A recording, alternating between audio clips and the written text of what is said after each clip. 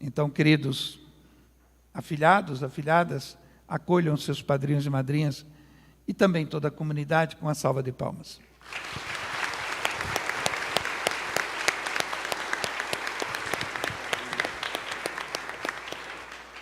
Podem se assentar.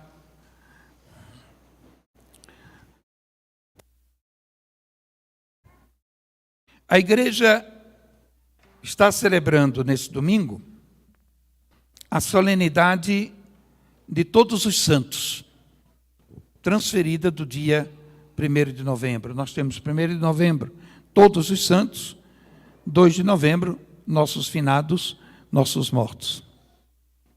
Essa solenidade de Todos os Santos é tão importante que, como no Brasil deixou de ser feriado, a igreja transfere para o domingo seguinte.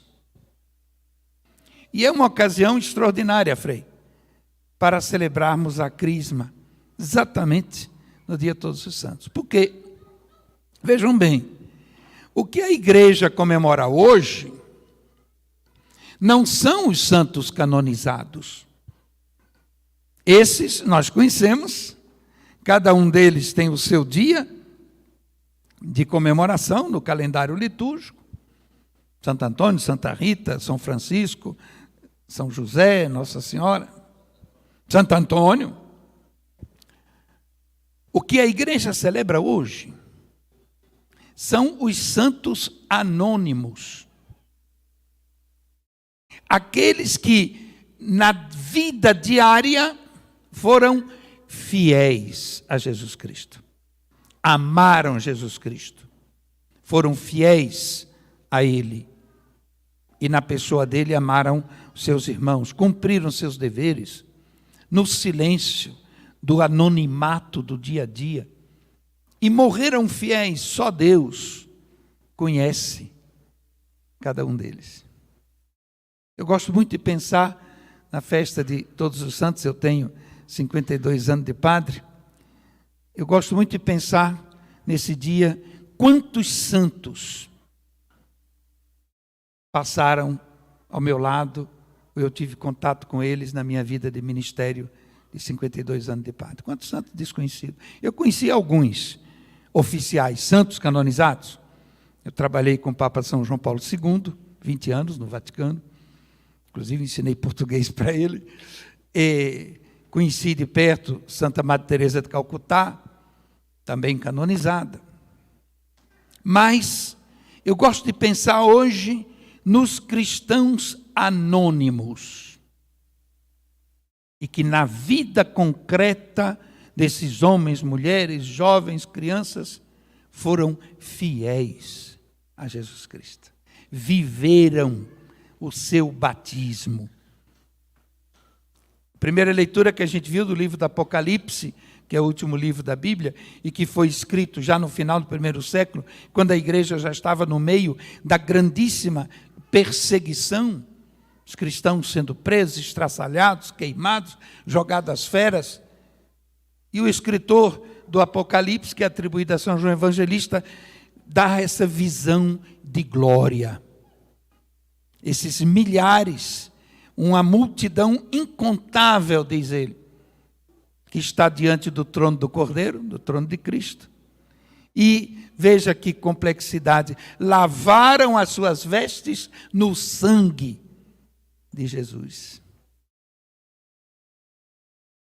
Eles estão diante do trono de Deus, cantando a glória de Deus, amando e sendo amados na contemplação face a face, cara a cara com Deus. Esses são os santos que nós celebramos hoje. E como diz Apocalipse, eles passaram pelas contradições e sofrimentos da vida, como nós. Temos nossos momentos de alegria, temos nossos momentos de sofrimento, temos nossas crises de tanto tipo. A vida não é fácil para ninguém. E é por isso que no sacramento da Crisma, não sei se os catequistas disseram isso para vocês, depois que o bispo unge com o óleo do Santo Crisma a sua cabeça, dizendo: recebe por este sinal o Espírito Santo, o dom de Deus, o bicho te salta um tabefe. Pei! Tapa na cara. Dizendo: a paz esteja contigo. Pei! E você responde sem dar o tapa no bispo e contigo também. Esse tapinha simbólico quer dizer o seguinte: você agora está cheio da força do Espírito Santo. Você pensa que ser cristão, você pensa que viver a fé é fácil? É não, acorda. É uma luta. É uma luta como foram os primeiros, é uma luta como foram os grandes santos conhecidos, e é uma luta como foram esses santos, multidão inumerável, que foram fiéis no segredo e no silêncio da sua vida. Esta é a missão também para nós. E como é que a gente vai ser fiel a Jesus? É o Evangelho que nós ouvimos, as bem-aventuranças. Bem-aventurado quer dizer feliz. Feliz quem? Quem chora, quem sofre, quem constrói a paz, quem tem a mente e o coração limpo, puro, quem perdoa, quem ama. As bem-aventuranças. O grande humanista Mahatma Gandhi, o indiano, que não era cristão, era hindu, ele dizia que se os cristãos vivessem plenamente essas bem-aventuranças, o mundo já estaria diferente. Porque é o resumo, o sumo do ensinamento de Jesus. É vivendo isso no dia a dia. Agora, todos nós somos fracos. Todos nós temos os nossos altos e baixos da vida. Todos nós carregamos em nós o resultado do pecado. São Paulo vai dizer numa das cartas dele: fazer o bem eu quero, mas nem sempre eu consigo. E acabo fazendo o mal que eu não quero. Quem vai me livrar desse corpo de morte? Diz São Paulo.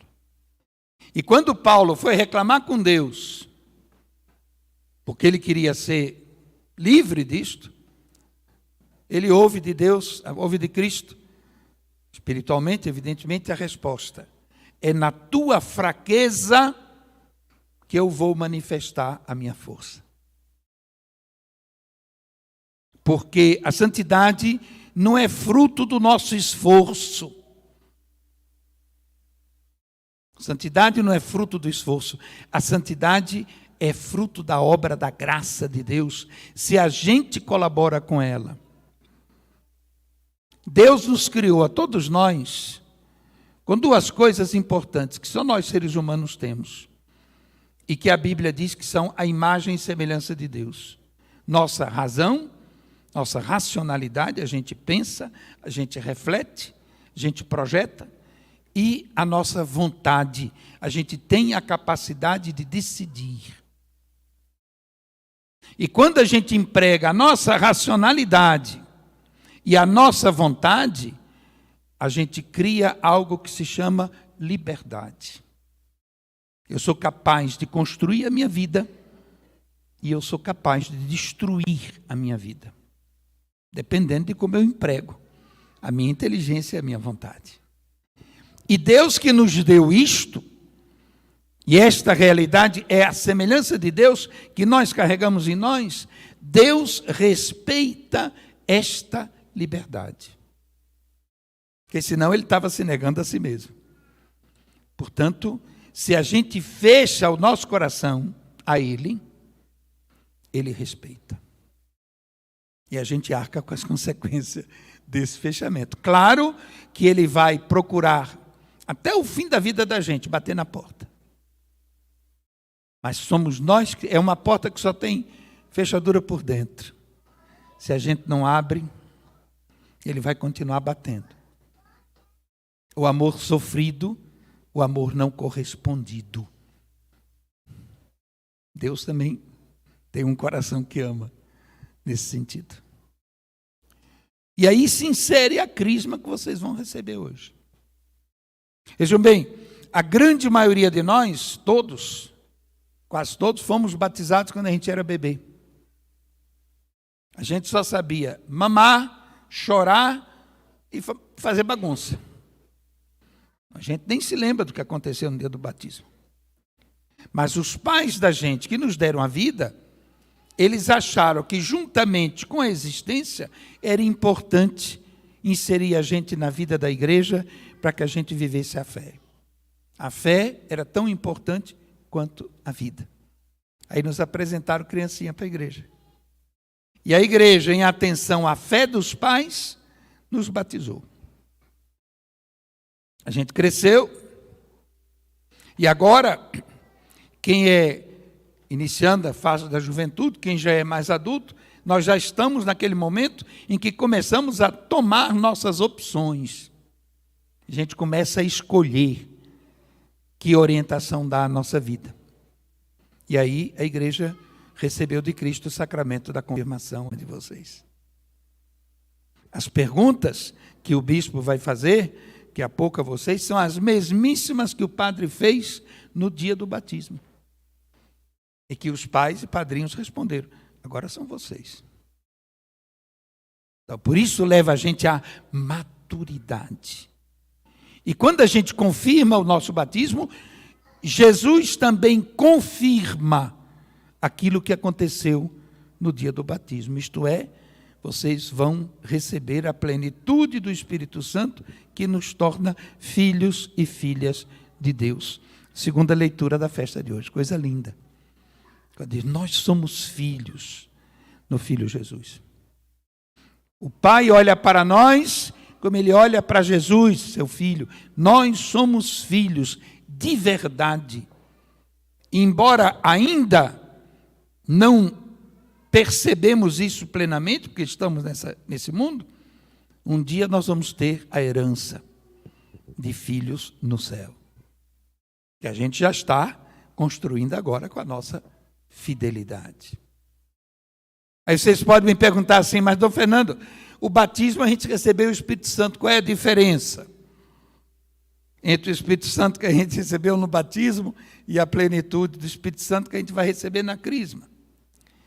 Já são quase 8 horas da noite, então eu vou fazer a comparação, que quando a gente crisma antes do almoço, não pode fazer não, Frei.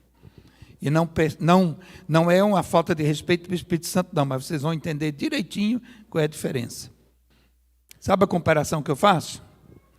Quando a mãe vai fazer compra, aí compra aquele medalhão de picanha, aquele medalhão bonito, aquela gordurinha ao redor. Ela compra, chega em casa e bota no freezer. Ninguém nem percebe que tem esse medalhão de picanha em casa. Está lá no congelador. Aí imagine vocês que um dia de festa assim, a mãe tira da geladeira, descongela,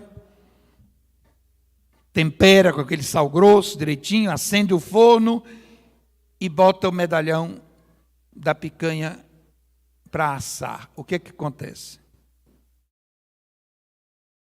O perfume invade a casa toda. Todo mundo percebe, até os vizinhos. E eu não me espantaria se na hora do almoço o vizinho encontra uma desculpa para ir em casa como penetra para participar também. Nós podemos carregar o Espírito Santo de Deus no coração como aquela picanha na geladeira. Ele está lá, mas está congelado. Congelado por quê? Porque a gente não abriu espaço para ele agir. O que é que faz a crisma? É o tempero, é o forno assado e é colocado. Isso deve ser nossa fé. Espírito Santo, que a gente conscientemente abre espaço, ele vai transformar a nossa vida e a gente vai ser aquele perfume, aquele sabor que atrai os outros pelo nosso comportamento, pela maneira como a gente vive, pelos valores que a gente defende e que a gente coerentemente procura viver no dia a dia. Vamos ser testemunhas autênticas de Cristo. Não é tanto questão de falar, é questão de ser. E as pessoas olham para a gente e percebem, este cara tem alguma coisa diferente. O que é que ele tem diferente? O Espírito Santo que está lá. É isso que acontece no sacramento. E por isso o óleo da crisma, que é consagrado toda quinta-feira santa na catedral, o bispo, com todos os padres da diocese, consagram esse óleo é perfumado. Para lembrar que a gente tem que difundir isto. Eu sou bispo há 15 anos e cada vez que eu celebro a crisma, eu penso muito no dia que eu fui crismado. Eu era um jovem, sentado no banco, como vocês, e um bispo, sucessor dos apóstolos, transmitiu para mim, jovem cristão, essa plenitude do Espírito Santo. E isso depois de 60 e tantos anos, eu hoje me vejo como bispo, sucessor dos apóstolos, passando para vocês o que eu recebi quando eu era adolescente. E o que eu posso dizer a vocês é o seguinte: apesar de todas as lutas, apesar de todas as dificuldades, apesar até dos pecados, das imperfeições, como o Espírito Santo conduziu e continua conduzindo a minha vida. Por isso eu hoje estou aqui. Não pelo meu mérito, né? Mas pelos desígnios de Deus, que tem também para cada um de vocês. Como pai, como mãe de família, como profissional, como amigo, como irmão, como membro da comunidade. Os desígnios que Deus tem para cada um. E que a gente vai descobrindo e a gente vai respondendo, fortalecidos nessa plenitude do Espírito Santo. É o que eu quero desejar de coração para vocês. Que hoje, esse compromisso que vocês vão renovar, essa idade adulta na fé na qual vocês vão entrar, todos, que seja realmente um sinal permanente para o resto da vida de vocês. E vocês sabem qual é o resto da vida da gente. Nós fomos feitos para o céu. Nós fomos feitos para a eternidade. E mesmo quando deixamos essa terra, nós somos chamados a continuar a viver no coração de Deus. Amém.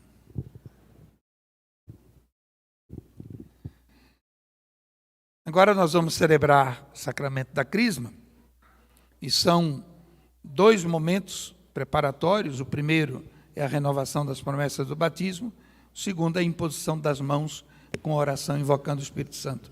E depois vem o próprio sacramento. Vocês vão acender as velas, os catequistas já estão providenciando como foi organizado, e eu vou explicar o porquê dessa vela acesa na mão de vocês. Primeiro, porque no dia do batismo, o seu padrinho segurava uma vela igual a essa, acesa. E segundo, porque a vela, desde o início do cristianismo, é um símbolo da fé. Os primeiros cristãos não tinham luz elétrica, portanto precisava de vela, de tocha acesa para enxergar. E aí eles olhavam para a vela e diziam assim: interessante, nossa fé é semelhante a esta chama acesa da vela. Quem de nós não tem aquele cotoco de vela guardado no lugar especial da casa? Quando vem o apagão, a gente procura e acende. Tem essas lâmpadas que acendem automático, mas a gente não acredita nelas não. A gente gosta mesmo do nosso cotoco de vela. E quando você está com a velinha acesa na mão, uma chaminha desse tamanho, mas você já caminha seguro, certo que não vai tropeçar, não vai esbarrar em nada, porque aquela chama ilumina o teu caminho. A fé é assim também. É uma chama pequena que está acesa no coração. Se a gente cuidar dela, ela vai iluminar o resto da vida da gente. Segundo sinal da fé que a vela é, repara como tem gente segurando a mãozinha para proteger a chaminha. Por quê? Porque um vendaval, daqui a pouco vão desligar os ventiladores, porque senão vai apagar. Um vento forte apaga a chama. A fé também. Se a gente não cuida da fé, na frequência da Eucaristia, na leitura do Evangelho, na oração, na participação da vida comunitária, vem os vendavais da vida, puf, apaga a vela. Olha, nesses 52 anos de padre, quantas vezes eu vi gente no sofrimento, na provação, na crise forte, dizer: ó seu padre, ó seu bispo, eu acho que Deus se esqueceu de mim. E sabe o que é que eu respondo? Não é Deus que se esqueceu de você, não. É que você não cuidou da sua vela, ela está apagada, e no escuro Deus está ao teu lado, você que não está vendo. Então esse é o sentido que vocês vão ter agora na renovação da promessa do batismo, sabendo que a fé de vocês é responsabilidade de cada um. Ninguém pode acreditar no teu lugar. A gente pode ajudar, a gente pode rezar por você, mas é você que tem que cuidar da sua fé. Senão, olha que vai apagar. Né? Então, os crismandos, por favor, fiquem de pé e vamos agora renovar as promessas do batismo. O báculo. A crisma nos dá força para que, no decorrer da vida, possamos ser confirmados na dignidade e na missão de batizados. Caros crismandos, quando vocês forem batizados, seus pais padrinhos assumiram o compromisso de educarem na fé católica. Hoje, crescidos na fé, vocês são chamados a renovar as promessas do seu batismo, assumindo como cristãos adultos a responsabilidade de serem testemunhas vivas de Cristo no mundo. Meus crismandos, quero convicção na resposta, né? Eu fui arcebispo militar durante quase 9 anos. Quando a gente fazia isso com militar, você já sabe como é que militar responde, né? Quem já se viu ou quem foi, a gente toma até um susto. Não precisa gritar não, mas eu quero convicção. Meus queridos crismandos, para viver na liberdade dos filhos de Deus, vocês renunciam ao pecado? Renuncio. Para viver como irmãos, vocês renunciam a tudo aquilo que pode desunir, para que o pecado não domine sobre vocês? Renuncio.